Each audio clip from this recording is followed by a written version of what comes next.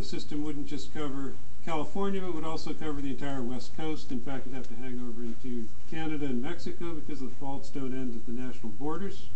Up in north in Oregon and Washington, we aren't as far along as we are in California. We're still aiming to have early warning.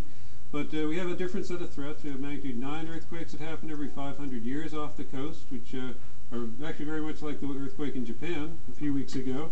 We also have earthquakes under the Puget Sound, which can be deeper as well as shallow. So it'll take, again, a more flexible system perhaps in California.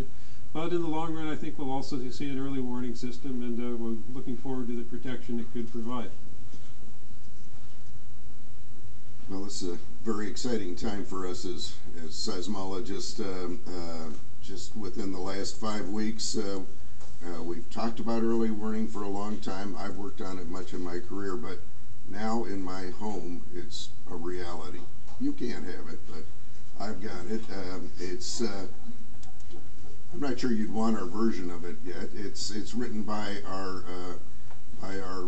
it's the very earliest rudimentary early warning system, but it does go off when there are earthquakes in the area, and it's just very exciting. I had a student in my office the other day. We were discussing some project, and the system went off, and it's very exciting. Thanks, Tom. The U.S. Geological Survey is part of the federal government, and we're the lead agency for geohazards in the country.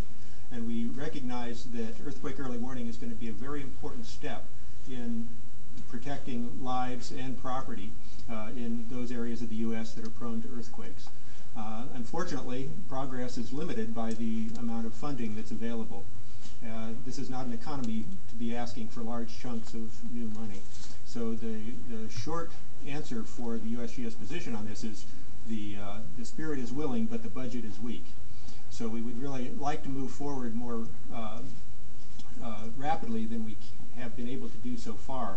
So we'll continue to make small steps when we can with available funding, but part of this summit was to explore other opportunities for funding and other ways to make early warning happen, absent a large infusion of funds from the federal or the state level. So we are looking to publicize the meaningfulness of we're looking to publicize the value of a system like this, and want to get the word out so that people get creative in how we can create such a system.